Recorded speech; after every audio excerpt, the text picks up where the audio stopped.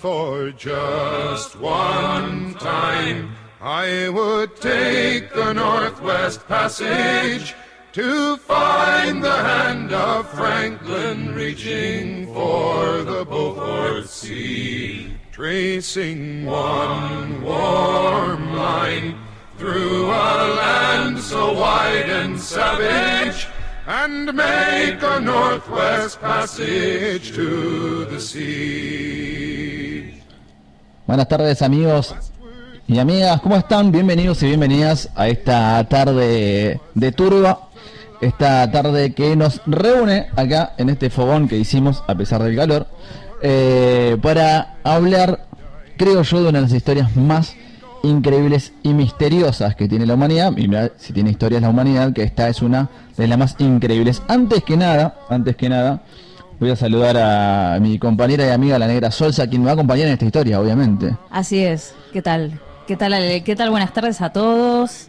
Buenas tardes, Emma. Muy contenta de estar acá para charlar de este tema que hace bastante que teníamos ganas de charlar de este tema que a los dos como que nos interesa mucho esta historia. Antes que nada, esta canción con la que arrancamos, El Paso del Noroeste, así se llama, es una canción del año 1981 de Stan Rogers, y es considerada, la elegí para arrancar porque es considerada el himno no oficial de Canadá. Y tiene que ver con que justamente cuenta la historia de esta expedición, y la profundidad cultural, por eso la elegimos. La profundidad cultural que tiene esta historia en Canadá, que es donde termina sucediendo todo esto, más allá que la expedición haya partido desde el Reino Unido, es tan importante en Canadá esta historia que termina siendo como un himno para los canadienses y para la cultura en general de aquella zona, y por eso elegimos esta canción que me parece... Esto es una especie de balada de folk, ¿no? No sé, claro, no sé cómo, sí, en qué sí, género meterlo. Sí, para mí es una especie de balada folk. Sí, muy pero tranqui, sí es, muy a capela aparte. Sí, es como que remonta mucho a la zona al norte y sí, es como que te lleva un poco mentalmente allá. Y aparte me llama la atención que es del año 81, o sea que no es una canción tan antigua, pero que igualmente el autor decide como tomar esta historia, porque es una historia que claramente se ha pasado de generación en generación, que tiene una importancia increíble. Ni hablar, además, yo creo que es un hecho histórico que nunca perdió relevancia. Uh-huh.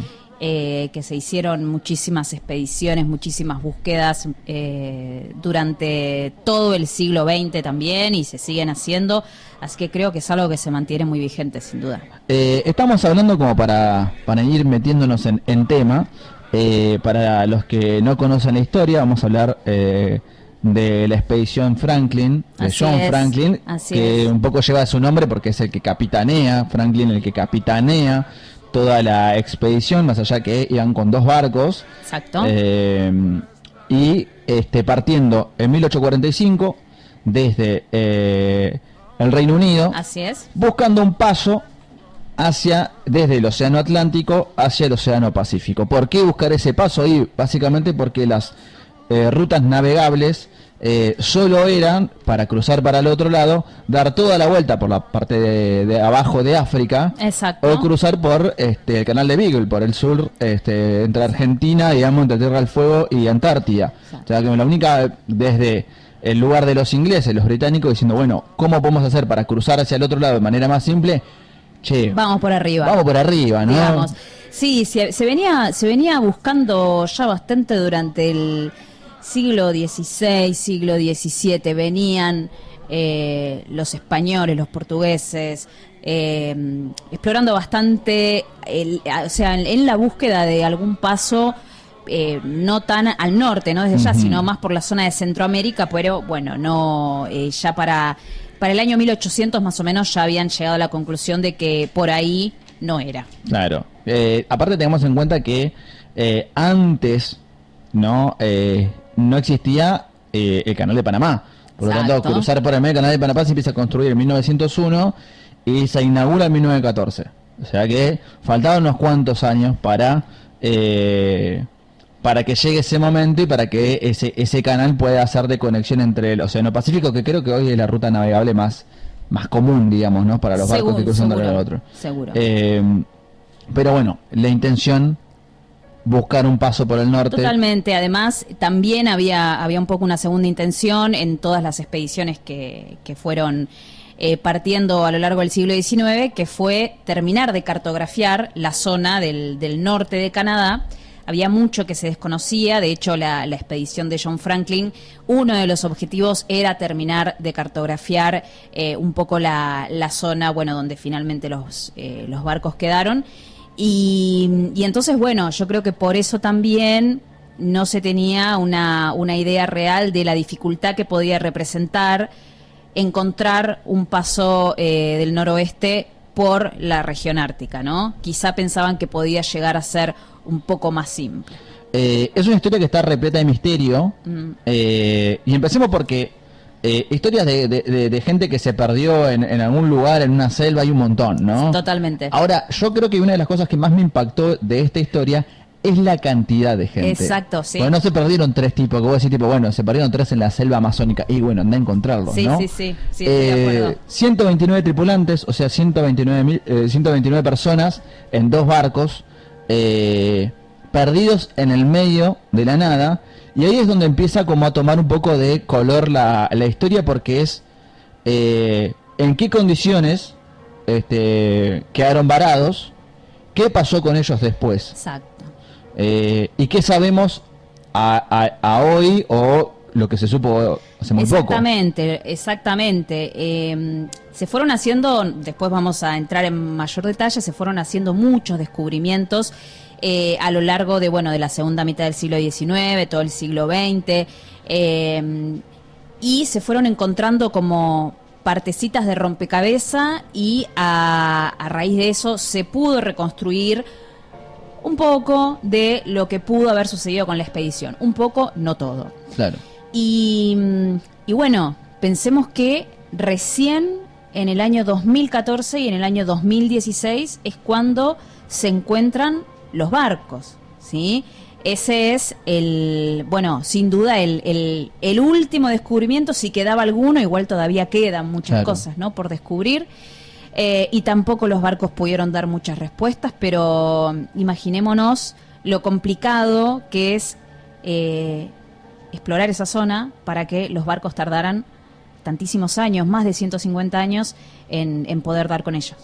Es impresionante que tantos años, porque aparte uno imagina la zona que es simplemente un territorio blanco, ¿no? Entonces dice, bueno, ¿cómo se puede perder algo donde es toda una masa blanca y un barco en el medio? Bueno, es tanta la inmensidad de ese territorio blanco, y obviamente después de tantos años, que ahora vamos a hablar igual, ¿no?, sobre que no es que esto pasó en un momento y hasta el año 2014 nadie los buscó. Hubo intentos, varios, a la hora de intentar, obviamente, dar con la tripulación. También tengamos en cuenta que todas las búsquedas son muy difíciles, son muy costosas, porque se necesitan equipos, naves, ¿no? Naves muy especiales para poder explorar esa zona. No es que puedes ir con cualquier barquito.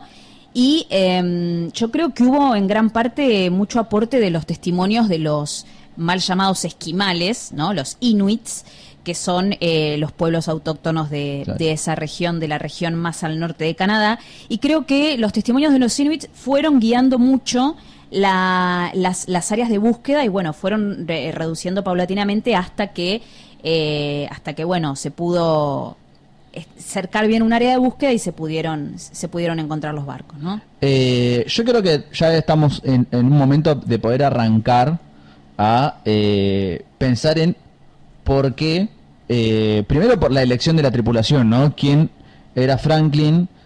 ¿Quiénes iban? ¿No? Obviamente no los 129, porque muchos ni siquiera se conoce sus nombres. Claro. Pero sí de los principales. Franklin, un tipo, si se quiere, experimentado en cuestiones del Ártico, ¿no? Sí, un tipo muy experimentado. Sí, un tipo muy experimentado, un tipo que ya al momento que él comanda esta expedición, 1845, él ya tenía 59 años, ¿sí? Era un Sir John Franklin, ¿sí? O sea, llámeme Sir, por favor. Por favor, ¿sí? pido respeto. Y era su cuarta vez visitando el Ártico, ¿sí? O sea, era habitué. El señor ya había formado parte de una primera expedición en 1818 donde había sido segundo a cargo, y después había estado de nuevo en la costa norte de Canadá en 1819, 1825. O sea, era un tipo súper experimentado. Claro. De todos modos, no fue el primero en el que pensaron. Ah, no. ¿Sí? O sea, no fue la primera opción. No fue la primera opción, ni la segunda, ni la... había más experimentados todavía. Sí, imagínate que yo creo que esta era la época dorada de la Royal Navy. Claro, ¿no? Sí, totalmente, ¿no? Uno ve las fotos de estos marinos y vos los ves ahí como eran... Sí, recordemos que el Reino Unido ha sido conocido durante muchos años como la gran ballena, ¿no? Sí. Es como su flota naval ha desatado terror, y los famosos piratas, ¿no? Sí, vienen bueno, de ahí, ¿no? Por supuesto, y de alguna forma llegaron a tener la cantidad de territorios de Totalmente, que tienen hasta hoy en día, ¿no? Exactamente. Bueno, como te decía, hubo muchas opciones antes de John Franklin que se barajaron para comandar esta expedición, ¿no? Esta expedición que, no sé si lo mencionamos, tenía dos barcos, estaba compuesta por dos barcos, el Erebus y el Terror. Para mí no le podés poner Terror a un barco. Yo no me subo, porque se te va a hundir. Yo no me subo al Terror. Pero bueno, yo no sé, a mí no me preguntaron.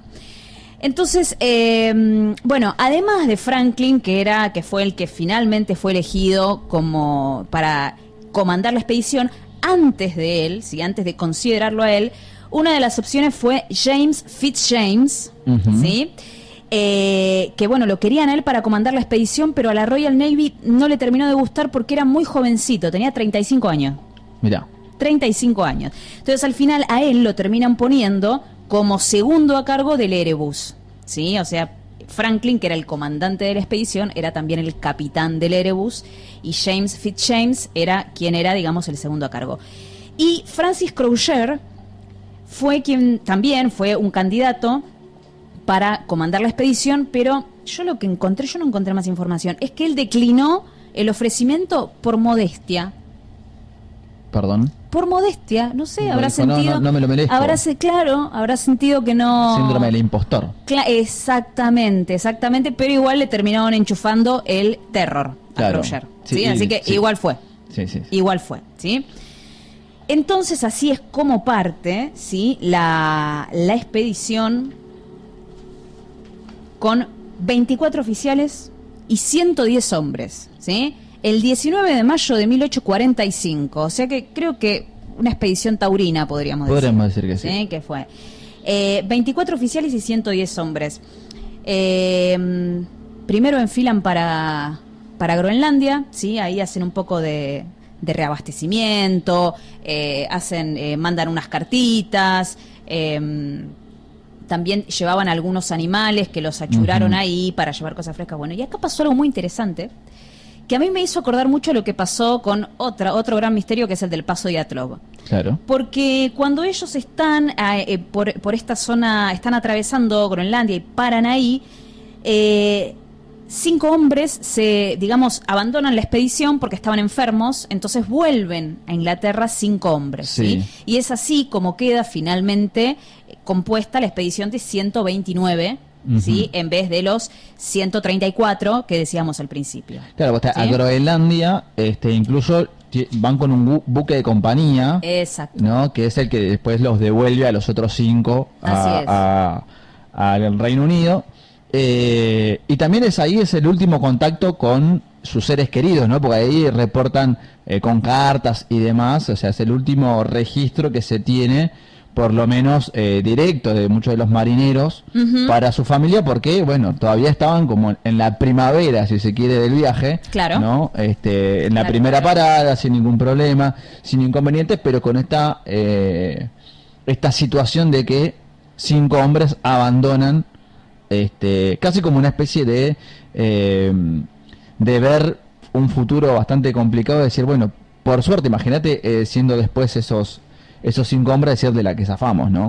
Totalmente, por eso me acordé del paso de Yatlov, que también sucedió algo similar, que cuando ellos parten para esta expedición, hay creo que 2 personas que se vuelven porque se sentían mal.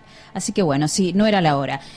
Acá me estaba fijando el 26 de julio de 1845, o sea, 2 meses después de partir, es cuando la expedición es vista por última vez por un buque ballenero, ahí que ya estaban, digamos, ingresando en estas zonas laberínticas de el norte de Canadá.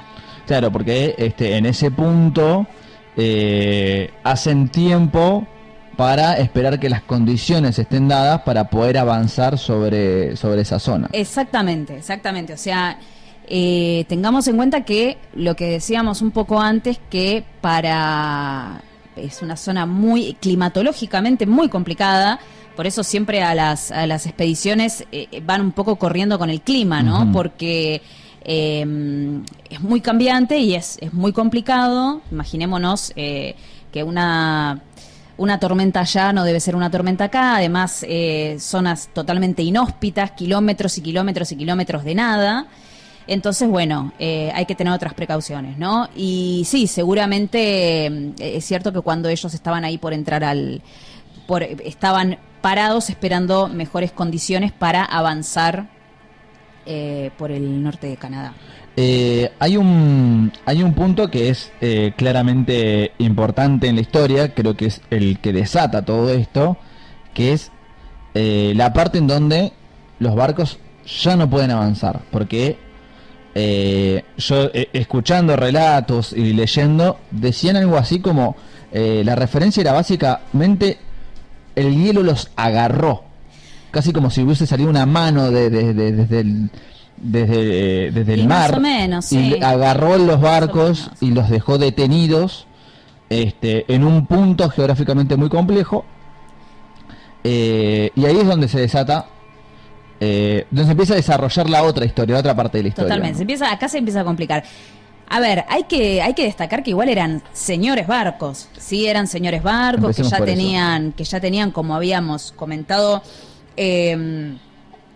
Crowther, que fue, recordemos, el capitán del Terror. Él ya había estado un par de años antes de esta expedición en Antártida también con el Terror. Sí, eran barcos muy preparados, eran barcos que tenían la última tecnología de la Royal Navy, tenían motores a vapor, tenían unas hélices como de última generación.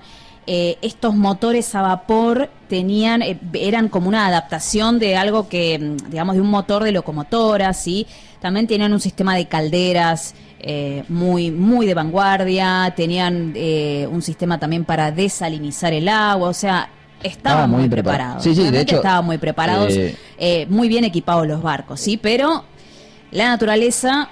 De hecho, algo muy particular en la época, que uno se imagina para aquellos años, un barco completamente de madera, que claro, si bien eran de madera, pero tenían los cascos de metal, cosa que no era normal. Claro. Y esto que vos mencionabas, que es muy importante, porque en el desarrollo de la historia es un punto fundamental, que tiene que ver con las calderas. Como eran barcos a vapor, obviamente que tenían la posibilidad de generar calor dentro del propio barco y generar un clima dentro de la nave bastante más favorable que el que está afuera. Por supuesto. ¿No? Lo que lo hacía en la navegación de aquel momento bastante más cómodo. Obviamente cómodos dentro del contexto de esa época, ¿no? Hoy por hoy uno se subiría a ese barco y diría, ¿qué es esto? ¿A dónde me metieron? Seguro, pero en ese momento era primera clase. No me imagino lo que debe ser un rompehielos moderno. No, claramente. ¿No? Bueno, eso es un punto importante porque también, si bien creo que el Erebus tenía como un casco más preparado para romper el hielo, no era un rompehielo como las que conocemos hoy en día, que están hechos para eso. No, era un barco más duro que lo normal, si se quiere, ¿no? Además pensemos que también, bueno, todo el funcionamiento, ¿no?, de las calderas, de, bueno, la provisión de agua, es algo que cuando los barcos quedan varados en el hielo se dificulta. Entonces, a ver, ¿cuándo es que quedan varados en el hielo? Porque nosotros venía todo bien, no recuerdo si habíamos mencionado al principio que la expedición esta tenía el objetivo, por un lado, sí, de ver si se encontraba el paso del noroeste, pero también de cartografiar una parte de una isla que es muy importante en esta historia, que se llama la isla del Rey Guillermo, ¿sí? Que es una isla que está al norte de la costa de Canadá, ¿sí? O sea, al norte, inmediatamente al norte, ¿sí? Entonces es por esto mismo, es por esta misión que Franklin decide tomar el camino que finalmente toma, ¿no? O sea, la expedición pasa un primer verano sin ningún problema, un primer invierno sin ningún problema, o sea, el invierno de 1845 a 1846, ellos anclan, mejor dicho, en una isla que se llama Beechy Island, que es ahí donde después, mucho más tarde, encontraron las tumbas de 3 integrantes de la expedición que murieron de causas, digamos, naturales, murieron de enfermedad, creo claro, que de neumonía. Sí. Pero luego ellos, después del primer invierno, navegan hacia el sur para cartografiar esta costa oeste de la isla del Rey Guillermo, y es ahí donde quedan atrapados en el invierno de 1846, ¿sí? 1846, o sea, 1846 es cuando se dice que los barcos quedaron varados y ya no volvieron a navegar. Tengo un paréntesis ahí porque me parece importante también esta parte, porque hablamos un poco de las condiciones de los barcos preparados para esta tarea. Septiembre de 1846. Ahí está, dato preciso. Sí. También hablamos de lo que tenían adentro los barcos, como las calderas, y también de las provisiones que traían los barcos, ¿no? Porque tenían comida para 3 años en condiciones normales. Así es. Pero se dice que estaban preparados para, por lo menos, soportar 4 o 5 años con alimentos, ¿no? Sí. Entonces, aclaramos que tenemos un barco con condiciones de calefacción necesarias como para que sirva de refugio, y con una buena cantidad de provisiones de comida, con esto que hacía es la creación de este sistema para desalinizar el agua, que, bueno, ayudaban a que la expedición estaba bien preparada. La expedición. Exactamente, o sea, era normal en estas expediciones pasar varios inviernos, ¿sí? Varias invernadas, le decían ellos, en el arriba del barco, ¿sí? No es que eran expediciones que duraban años, ¿sí? Entonces sí, sin duda que la expedición estaba preparada, tenía provisiones para pasar varios años, pero bueno, se habló mucho de esos alimentos enlatados que, bueno, hay muchas cosas que se han dicho, pero bueno, hay quienes dicen que como se tuvieron que preparar tan rápido y tal cantidad de alimentos enlatados para esa tripulación, quizás, más allá de la cuestión del plomo, que es algo que después comentaremos, quizás se afectó un poco la calidad y eso hizo que no duraran todo el tiempo que se supone que tenían que durar, ¿sí? Claro. Entonces, llegamos a el invierno de 1846, ¿sí? Que es cuando ya se dice que los barcos quedan varados en el hielo, y una vez ahí, o sea, el verano de 1846, 1847 y 1847 1848, que es, digamos, el registro que se tiene de primera mano por lo que vamos a hablar después, que es la nota de Victory Point, es el único registro que se tiene de primera mano. Entonces tenemos la certeza de que esos 2 inviernos los barcos estuvieron varados en la costa oeste de la isla del Rey Guillermo. La pregunta es, estuvieron todo este tiempo varados en este lugar, utilizando, me imagino, como refugio los propios barcos, ¿no? Queremos creer que sí. Queremos creer, hay digamos testimonios de los inuits que digamos un poco dan a entender que se mandaban partidas cada tanto, sí, partidas de tantos hombres, ¿no? Seguramente para ver, por ejemplo, si más adelante, si el hielo se estaba abriendo un poco, o quizás, bueno, seguramente si se podía encontrar algún asentamiento cercano, si se podía encontrar algún animal, sí, pero sí, los hombres permanecían en los barcos. Pequeñas expediciones para un poco de reconocimiento del territorio, ¿no? Claro, claro. Y ahí de repente sucede algo con estas expediciones que uno van, vienen reconociendo territorio, que por alguna razón deciden abandonar las naves, ¿no? Insistimos con esto de, primero recién hablábamos de la comida, ¿no? Ellos tenían comida, una cuestión de que no hayan aprovechado eso tiene que ver con que probablemente esa comida no esté en buen estado, pero abandonaron también el calor de las calderas de los barcos, que tenían provisiones para seguir navegando y que, bueno, en condiciones de estar estancados se podían utilizar igualmente para calefaccionar los barcos. Sí, ¿no? sí. Y ahí empiezan las preguntas, ¿no? ¿Por qué? Los porqueses, ¿no? Bueno, yo creo que una buena forma, ¿no? de comenzar a reconstruir un poco hacia atrás, ¿no? Que fue lo que pasó, es empezar a ver un poco cómo le fue a las expediciones que partieron en búsqueda de la expedición de John Franklin, ¿no? Porque si bien decíamos que era normal que estas expediciones tardaran años, bueno, ya cuando habían pasado 2 años y no habían tenido ninguna noticia, dijeron, bueno, como que la Royal Navy empezó un poco a inquietarse y empezaron a mandar algunas partidas por mar, algunas partidas por tierra. La primera de ellas en la primavera de 1848, ¿sí? O sea, recordemos que nosotros hablábamos que los barcos habían pasado del 46 al 47 y del 47 al 48 encallados, ¿sí? Los hombres abandonan el barco durante 1848, después vamos a hablar más de fechas exactas, pero acá tenemos una fecha importante, que es que ya en la primavera de 1848 los empiezan a buscar, ¿sí?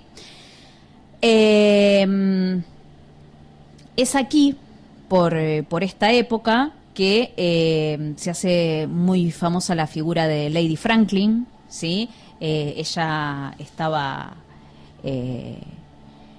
permanentemente insistiéndole a la Royal Navy para que no cesara con la búsqueda. Y bueno, digamos, fue una figura muy importante, imagino, ¿no? de la aristocracia de esa época. Y bueno, después vamos a escuchar una pieza que nos habla de Lady Franklin. Pero bueno, entonces, hablando un poco, ¿no? de lo que fueron las búsquedas, ¿no? Y a partir de las búsquedas y de los hallazgos, ir viendo un poco hacia atrás, claro, a ver, bueno, ¿qué podemos reconstruir? 1800, bueno, ya hablábamos de que en 1848 se empiezan a enviar algunas expediciones, ¿no? Bueno, en 1850, ¿sí? Pensemos que pasa relativamente poco tiempo, ¿sí? Claro, no estamos hablando de 5 años desde la partida. Exactamente, en 1850 es cuando se encuentran estas 3 tumbas de las que hablábamos más temprano, ¿sí? Estas 3 tumbas en Beechey Island creo que dije Michi Island, pero no es Michi Island. La isla de los Michis, no. No, es Beechey Island. De estos 3 hombres que fallecieron en la primera invernada de la expedición, ¿bien? Bueno, en 1854 es cuando ya hay una primera expedición con un capitán a cargo que se llama Ray, si lo estoy pronunciando bien, que este hombre empieza a recabar muchos testimonios de los inuits, ¿sí? Y 1854, ¿no? Los inuits cuentan historias que son todas muy similares, ¿sí? Todas tienen que ver con hombres demacrados, hombres hambrientos, fuera de los barcos, ¿sí? Hombres que estaban caminando hacia el sur, ¿sí?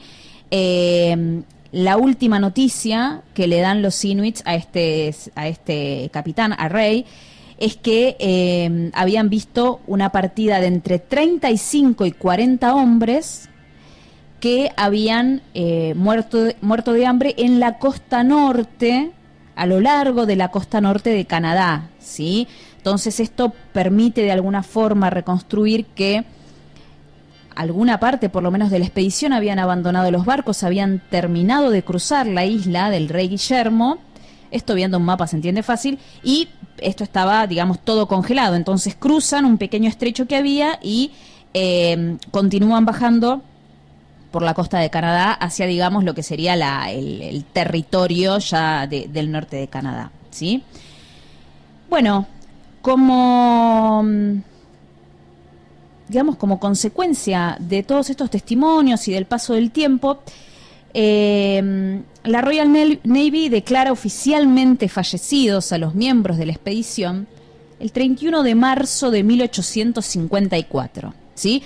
O sea, unos 9 años después de la partida de la expedición, sin que hubiera ninguna noticia de ellos, más allá de estos testimonios, ¿no?, que decíamos, testimonios de los inuits, se los declara fallecidos. Entonces ahí oficialmente se los deja de buscar, ¿sí?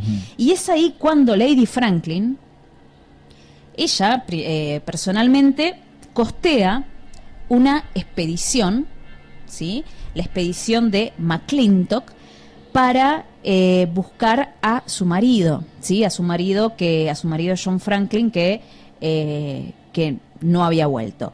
Y bueno, es un buen momento quizá para que escuchemos la balada de Lady Franklin, sí, que también se la conoce como el lamento de Lady Franklin, y luego continuamos con la historia.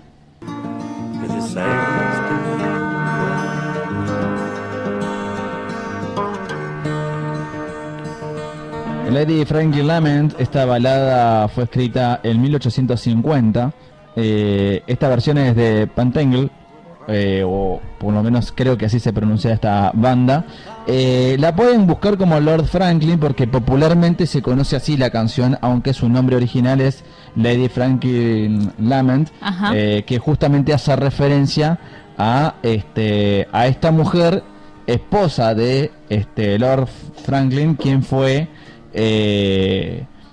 muy importante para por lo menos presionar y también financiar la búsqueda de los tripulantes. Totalmente, de la expedición perdida. Exactamente. Bueno, habíamos dejado en que el 31 de marzo de 1854 se declara oficialmente fallecida toda la tripulación y no hay búsquedas posteriores, por lo menos por la Royal Navy.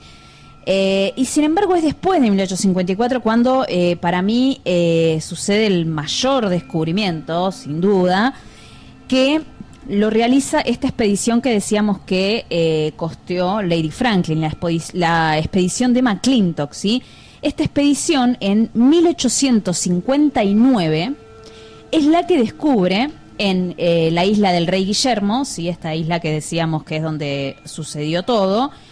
Esta expedición es la que descubre dentro de un mojón, ¿sí?, una montaña de piedras que se hace de alguna forma para guardar algo adentro.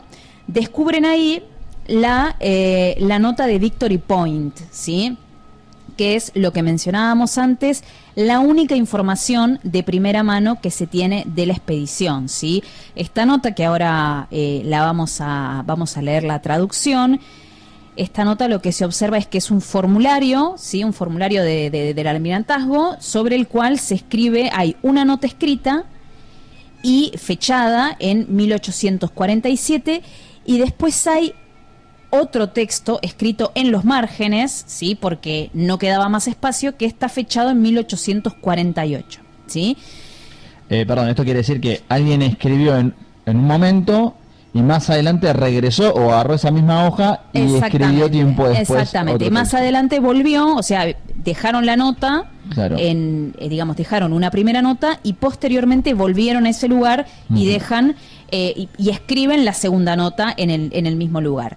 Ahora volvemos al tema de la nota, pero otro descubrimiento muy importante que hace la expedición de McClintock es un bote, ¿sí?, un bote salvavidas, ¿sí?, que luego a esta zona se la llamó, creo que el punto del bote o el cabo del bote, porque digamos este descubrimiento fue muy importante porque encontraron un bote salvavidas de la expedición, por supuesto, con 2 esqueletos adentro, y un montón de equipo abandonado, ¿sí? Pero un montón de equipo que no tenía nada de, digamos, de fundamental para la supervivencia, ¿sí? Claro. Encontraron pañuelos de seda, libros, peines, jabón. Claro, sí, en principio material que no Cosas serviría que, para exactamente, sobrevivir, ¿no? pero bueno, sin embargo, encontraron, digamos, lejos, en el medio de la nada, en realidad, ¿no? Porque no lejos de los barcos, porque los barcos ya no estaban a la vista, pero sí encuentran estos botes en el medio de la nada con 2 marineros adentro, 2 esqueletos adentro, sí, y este tipo de cosas. Bueno, entonces vamos a ir a la nota de Victory Point. Por favor. ¿Sí? Porque es muy interesante ver qué nos decía la gente de la expedición. Entendamos que hasta acá los misterios, porque aparentemente, o sea, uno a priori pensaría que es, bueno, se quedaron encallados, listo, estuvieron un tiempo en el barco y murieron todos. Claro. ¿No? Que vos decís, bueno, en esas condiciones es bastante lógico. Creo que el misterio también tiene que ver con qué pasó realmente, por qué tomaron ciertas decisiones. Exacto. Y por qué donde están los barcos solamente se encontraron algunas cosas y no la gran cantidad de la tripulación que se suponía que podría haber hecho, si se quiere, un campamento en el lugar, ¿no? Exactamente. Pensemos que hasta el descubrimiento de esta nota en 1859, en realidad lo que se sabía era nada, porque se sabía que se habían encontrado estas 3 tumbas en la isla Vichy, se habían encontrado después, bueno, estos 2 esqueletos que se encontraban ahora, algunos testimonios de los inuits que decían, sí, vimos 40, 50 personas caminando por acá, pero no había nada, no se encontró, digamos, a ningún miembro de la tripulación y no se encontraron los barcos, por supuesto. Claro, hasta ¿sí? ese momento los barcos era un misterio dónde entonces estaban, digamos, desaparición total. Bueno, entonces, el primer mensaje de la nota de Victory Point, que es el que estaba escrito, digamos, en la parte central del formulario, dice lo siguiente. Está fechado 28 de mayo de 1847. Dice, los buques de guerra Erebus y Terror pasaron el invierno en el hielo en latitud tanto. Habiendo pasado el invierno en 1846-1847 en la isla Vichy en latitud tanto. Después de haber ascendido por el canal Wellington hasta la latitud tanto y haber regresado por el lado oeste de la isla Cornwalls, o sea, ellos hacen una vueltita a una isla porque tenían que hacer justamente un trabajo de cartografía. Sir John Franklin comanda la expedición. Todo bien, ¿sí? Todo bien. De hecho, se ve en la nota que ellos ponen all well y tengamos en cuenta 28 de mayo de 1847. El grupo, compuesto por 2 oficiales y 6 hombres, abandonó los barcos el lunes 24 de mayo de 1847. El grupo que salió a dejar la nota. Claro. ¿Sí?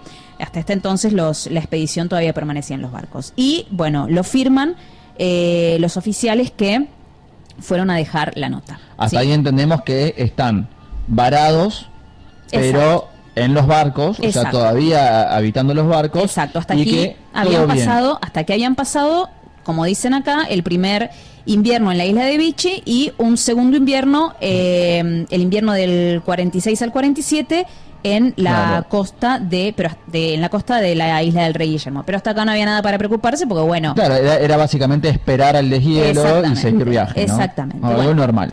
El segundo mensaje, ¿sí? Es de poco menos de un año después, ¿sí? 11 meses después. Y dice lo siguiente, que es este mensaje que decíamos que estaba escrito en los márgenes, ¿sí? Del mismo formulario. Dice, 25 de abril de 1848. Los buques de guerra Terror y Erebus fueron abandonados el 22 de abril a 5 leguas de la dirección, habiendo estado asediados desde el 12 de septiembre de 1846. ¿Sí? O sea, acá tenemos una fecha importante. 12 de septiembre de 1846, los barcos quedan encerrados por el hielo y son abandonados el 25 de abril de 1848, ¿sí? Quizás un año y 6-7 meses después. Los oficiales y tripulaciones, compuestos por 105 almas bajo el mando del capitán Crosier, ¿sí? O sea, aquí Franklin ya había fallecido, después nos dice la fecha. Aparte habla de 105 almas. Exacto. Desembarcaron aquí en ida a la dirección. La latitud, mejor dicho, las coordenadas. Este documento fue encontrado por el teniente Irving debajo del túmulo que se supone fue construido por Sir James Ross, o sea, hablan del túmulo donde dejaron la nota. Y dicen, donde había sido depositado por el difunto comandante Gore, o sea, este comandante fue el que había dejado la primera nota, para esta altura ya estaba fallecido, ¿sí? Sin embargo, el pilar de Sir James Ross no se ha encontrado y el documento ha sido transferido a esta posición, que es donde se erigió el pilar de Sir James Ross. John Franklin murió el 11 de junio de 1847 y la pérdida total por muertes en la expedición ha sido hasta la fecha de 9 oficiales y 15 hombres. ¿Sí? Esta parte de la nota es firmada por James Fitzjames, que ahora ya era el capitán del Erebus, y por Crosier, que era el capitán del Terror, como habíamos dicho, ¿sí? Y lo que dicen aquí es, finalmente, partiremos mañana 26 de abril de 1848 hacia Buck's Fish River. Ahí tenemos en cuenta que primero el capitán del Terror pasa a ser ahora capitán de la expedición, ¿no? Exacto. Y bueno, este dato importantísimo que es que a partir del día siguiente de esa nota, exacto, abandonarían los barcos. Claro, y digamos, habían abandonado los barcos y ellos arrancan. Claro. Ahí dicen hacia dónde van, que parten mañana hacia el río Buck, que, digamos, había unos 400 kilómetros desde la región donde estaban ellos en la isla del Rey Guillermo hasta el río Buck, ¿sí? En las condiciones en las que se encontraban, exactamente, ¿no? Exactamente, y arrastrando estos barcos, estos botes salvavidas llenos de jabón y peines, ¿sí? Una decisión a priori poco inteligente, parece. Totalmente, o sea, acá es donde nos damos cuenta de algo, es que, bueno, era una expedición sin duda muy preparada para, digamos, en cuanto a la técnica naval, pero fuera de los barcos hacían agua. Claramente. A mí me llama la atención justamente que la decisión de abandonar los barcos se marca posteriormente a la muerte de Franklin. Creo yo, quizás es una teoría un poco tirada de los pelos, que quien decidía permanecer dentro de los barcos era el mismo Franklin, y que una vez que ya no estaba en vida, digamos, la decisión fue justamente la contraria, porque había ciertos rumores de una enemistad, o por lo menos de que no se caían muy simpáticos Franklin, quien comandaba la Rus, con el capitán del Terror, ¿no? Puede ser, sí, puede ser que dicen que Franklin había prohibido la bebida y las malas palabras. En una expedición que iba a tomar años, de 150 hombres. Una mala decisión también. No sé qué se le ocurrió al hombre. Y bueno, dicen que a Crosier le gustaba mucho la bebida, entonces ahí ya había una hipótesis de conflicto, ¿no? Claro, algo que iba a generar un poco de diferencia, ¿no? Bueno, también dicen que Franklin era un tipo muy temerario, que por eso había gente en la Royal Navy que no quería que él comandara la expedición, porque, bueno, muchas veces hay que saber hasta dónde seguir y cuándo no seguir. Sí, de hecho, tenía ya como el apodo del come botas. Porque es cierto. En otra expedición le había llevado a la expedición a tal punto que habían terminado por masticar los cueros de sus botas para alimentarse, ¿no? Así es. Esa expedición termina saliendo bien, o sea, bien entre comillas, ¿no? Terminan volviendo a casa, básicamente. Sí. Pero ya era conocido Franklin por pasarse 3 pueblos, básicamente, ¿no? Tomar decisiones arriesgadas, innecesarias. Un tipo un poco terco, parece, ¿no? Es cierto que él sí se tuvo que recurrir a comer el cuero de sus botas porque, bueno, pues no había más nada, ¿no? Entonces, bueno, acá es donde ya tenemos una información de primera mano de qué sucedió con la expedición. Que la expedición había arrancado, ¿sí?, el camino hacia el sur, hacia Canadá, buscando una salida hacia esta zona, ¿no? Como decíamos, las expediciones siguen durante todo el siglo XIX, todo el siglo XX, ¿sí? Hay un punto muy importante que son las excavaciones que se hacen en la isla Vichy de estas 3 tumbas, ¿sí?, en la década del 80, que es cuando le hacen una autopsia a los cuerpos y eso les permite investigar un poco más de cuáles habían sido las causas de muerte de por lo menos de esos 3 marineros, sí, que habían fallecido de neumonía. Es cierto que encuentran importantes concentraciones de plomo, ¿sí? Sobre todo también en los huesos y en los tejidos blandos. Esto es lo que a ellos, si bien habían encontrado muchos esqueletos, ¿sí? Imaginémonos durante el siglo XIX y XX, lo que les permitieron estos cuerpos tan bien conservados en el permafrost fue obtener tejido blando para poder sacar otras muestras, ¿no? Entonces, bueno, acá es cuando se empieza a hablar justamente de esta cuestión del plomo, ¿sí? De la cuestión también del escorbuto, de la cuestión del botulismo, distintas cosas que se empezaron a encontrar en todos los esqueletos que se fueron encontrando en distintas partes, sobre todo la isla del Rey Guillermo, durante todos estos años. De ¿sí? hecho, algunos testimonios de Inuit que habían visto a algunos de los navegantes, ¿no? Era justamente que les llamaba la atención que tenían las encías negras, como el borde de los dientes con encía negra, que eso según algunos podía ser un poco un síntoma de intoxicación con plomo, pero algunos dicen que también es un síntoma de desnutrición y también de escorbuto, que es como la falta de la vitamina C, ¿no? Así es, totalmente. Entonces es como ambiguo el motivo del por qué a algunos se le encontró también esta cantidad de plomo en... Es algo que no se puede, todavía se discute, ¿no?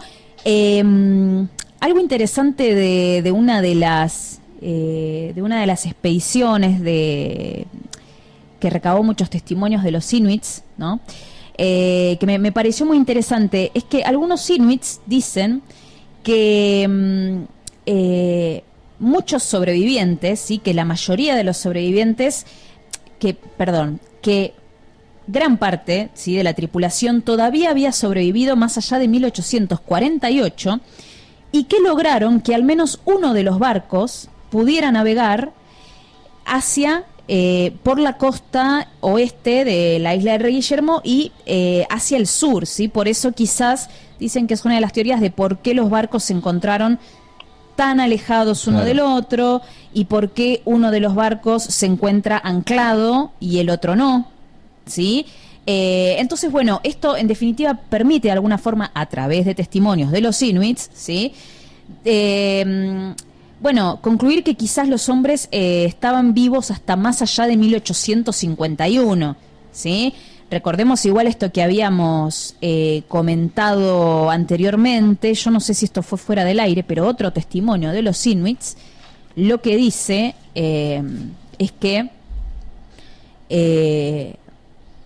hay más de un reporte inuit, ¿no? Que dice que entre 1852 y 1858, o sea, pensemos cuántos años, ¿no? Después que se abandonaron los barcos, bastantes años después, hay reportes de que se vio a Crowger, o sea, el capitán del Terror, junto con otro miembro de la tripulación, bastante cerca de la isla del río Back, ¿sí? Claro. Y que por esta zona también se encontró una de estos mojones, de estas montañas de piedras, y que no era de construcción, digamos, de los inuits, sino que era de un tipo de construcción más de algún miembro de la marina, y que adentro encontraron una caja de madera, pedazos de una caja de madera, y eso es todo lo que sabemos, ¿sí? Nada más. Ese es como que sería ahí. Este testimonio es el testimonio que, por lo menos de lo que yo he encontrado, que nos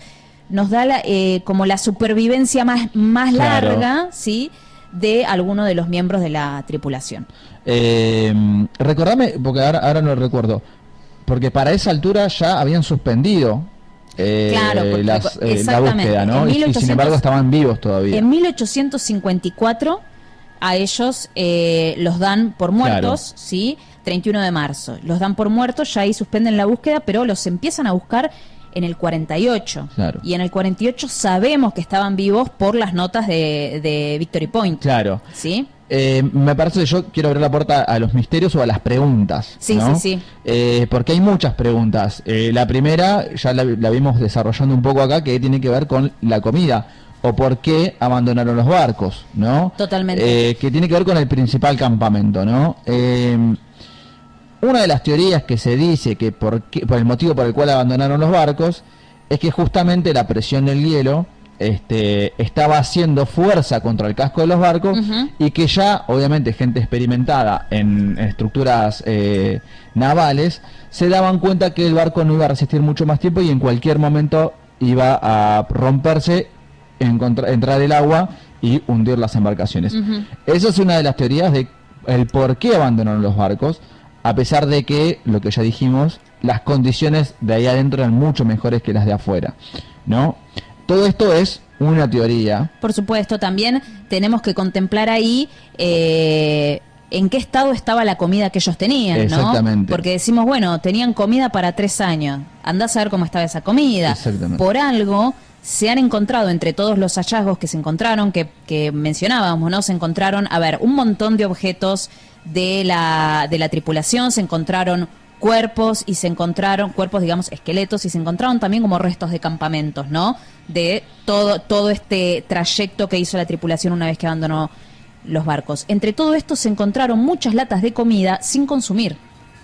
¿Sí? Sí, entonces, eso para mí que da una pauta de que no sé si estaba en muy buenas condiciones esa comida. Y sumado que las latas estaban selladas con plomo también. Exactamente. Y mal selladas. Aparte, ¿no? Toda la cuestión de alimenticia creo que fue una falla importante. Sin duda. En todo eso. Y algunos arriesgan que quizás una de las decisiones por las cuales abandonaron el campamento de los barcos fue un poco una demencia producida por la cantidad de enfermedades que estaba sufriendo esta gente en ese lugar.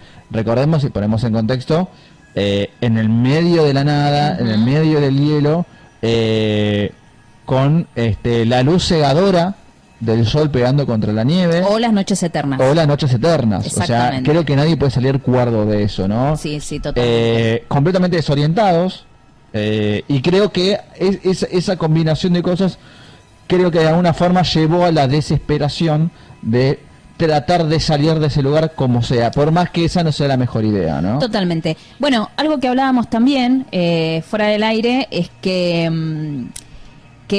ellos abandonan los barcos, y justamente cuando uno empieza a cotejar fechas, uno dice, pero si en vez de ir para el sur hubieran ido para el norte, se hubieran encontrado con alguna de las tantas expediciones que los estaban buscando. Claro. ¿Sí? Entonces yo creo que eso también nos da la pauta, nos permite concluir que evidentemente ellos dejan los barcos no teniendo mucha idea de qué tan lejos estaban de algún asentamiento o hacia dónde les convenía ir, ¿sí? Pues, evidentemente, digamos, mucha idea por lo menos de esto no tenían, porque si no, creo que hubiera tenido mucha chance de supervivencia la expedición si se hubiera dirigido hacia el norte en vez de ir hacia la perdición, porque convengamos que fueron en un camino que no tenían ninguna chance. No tenía ninguna chance. Ninguna chance. Otra de las preguntas que a mí me carcome un poco el cerebro tiene que ver con, estamos hablando de la cantidad de testimonios inuit, ¿no? Que son los que de alguna forma terminan como armando esta historia, porque los fueron viendo. Exacto. Los fueron como reconociendo, ¿no? Sí, a lo largo de muchos años. Exactamente. Entonces, ¿por qué? O no los ayudaron, sí, o no se dejaron ayudar. ¿Cuál es la teoría en relación a eso? Porque sabemos que es un pueblo que sobrevive en esas condiciones históricamente, y que claramente tienen una forma de alimentarse, tienen una forma de curarse. Saben cómo sobrevivir en esas latitudes, ni hablar. Además hay un detalle acá, que es que se encontraron objetos de la expedición, reliquias de la expedición, en poder de los inuits. O sea, digamos, ¿las habrán intercambiado por alimento los mismos miembros de la expedición? ¿Las habrán encontrado los inuits? ¿habrán tenido contacto en algún momento? ¿Se habrán acercado, habrán intentado comunicarse o les habrá ganado el miedo, los prejuicios? Las teorías llegan a tal punto, que incluso hay testimonios inuit contando cómo miembros de la tripulación se comían los cadáveres, ¿no?, de sus compañeros. Así es. ¿No? Así es. Incluso hay detalles de una olla donde los cocinaban, sí, y demás. Yo me imagino una situación de un pueblo que no está acostumbrado a eso, ver cómo un hombre se come a otro. Yo creo que le daría un poquito de miedo al... Sí, posiblemente, y bueno, es cierto que sí, muchos esqueletos se encontraron con marcas que podían ser compatibles con canibalismo. De todos modos, bueno, eso no, digamos, no pudo cambiar el destino de la expedición. Claro. No pudo cambiar el destino de la expedición. Yo quería comentar una última cosa que me pareció interesante con relación al Paso del Noroeste, ¿no? Que, bueno, sabemos que fue una de las misiones con las que partió la expedición de John Franklin, y bueno, resulta que en realidad el Paso del Noroeste no es uno, sino que hay distintos pasos, distintos canales que permiten conectar el Atlántico con el Pacífico. Y bueno, finalmente la Royal Navy en algún momento, ¿sí?, cuando ya la expedición no volvía, le dio le reconoció que había descubierto un paso del noroeste, justamente por este cruce que dijimos que hicieron los hombres por tierra, ¿no? Claro. Que cuando cruzaron de la isla hacia la costa norte de Canadá, bueno, que eso era un paso del noroeste y que entonces, digamos, la expedición no fue totalmente en vano. Claro, tuvo un resultado. Podemos ¿no? decir así. A un costo altísimo. Podríamos decirlo así, tal cual. Todo esto que contamos ahora fue un misterio gigante, más aún del que ya tenemos, pero por no haber encontrado nunca los barcos. O sea, hasta Exacto. el momento todo esto era escrito en una hoja donde se sabía que los barcos habían quedado encallados, no se sabía bien dónde, y duró muchos años esa búsqueda o ese misterio.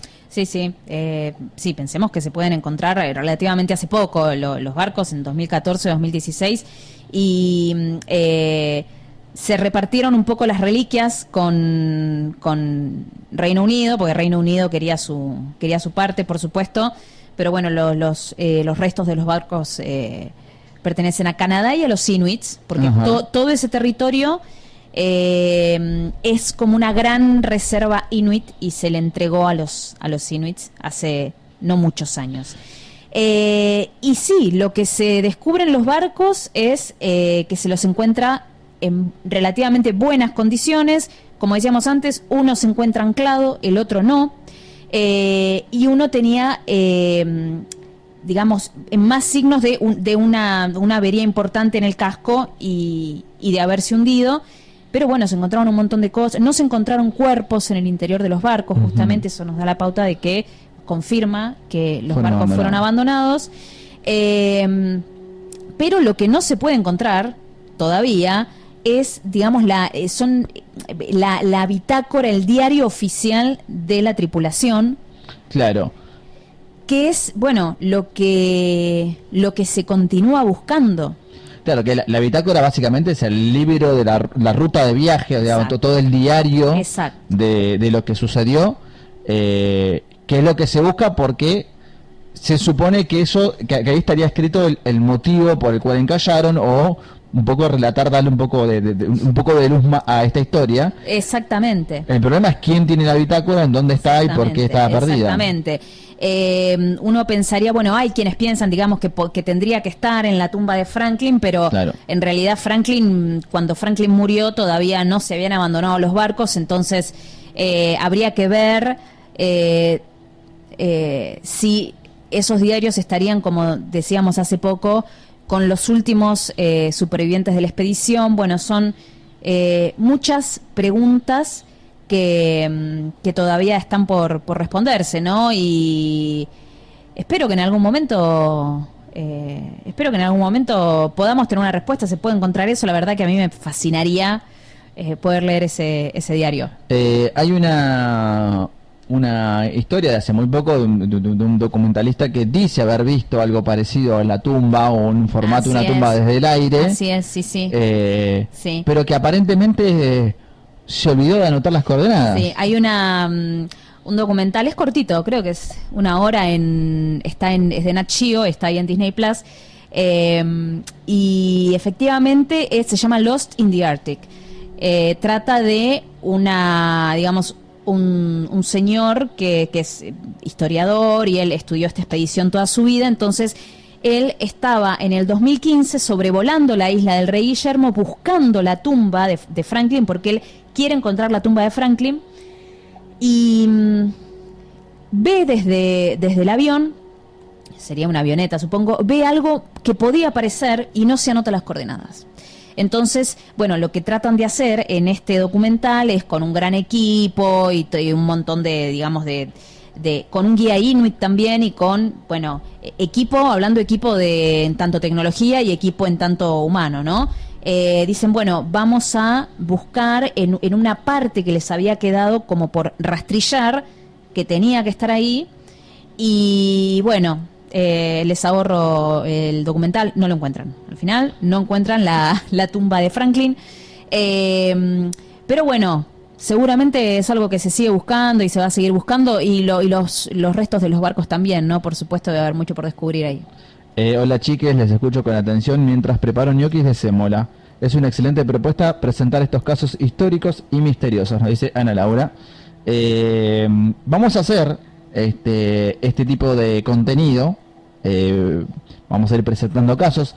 Si es que alguno tiene curiosidad sobre algún caso que conoce o que quisiera que tratemos, nos manda un mensajito al 1137742469 y nos manda ese mensaje contando la historia. ¿Cambiamos el número? ¿Lo dije mal?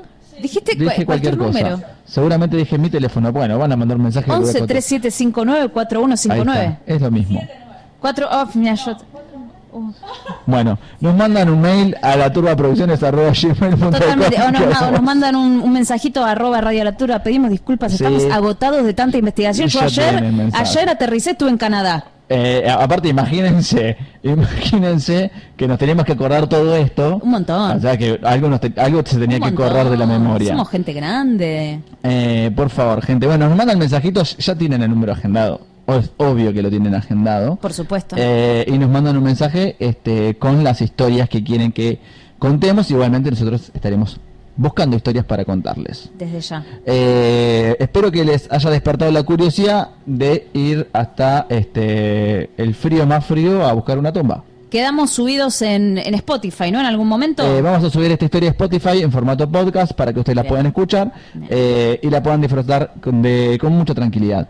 Nos encontraremos, si les parece, este domingo en la Turba Iracunda. Vamos a hacer maratón de radio desde las 12 del mediodía hasta las 10 de la noche, donde van a venir muchísimos amigos a hacer radio con nosotros, y cerraremos obviamente de manera oficial de 7 de la tarde a 10 de la noche con la Turba Iracunda, con los que estamos acá, obviamente, y un gran equipo.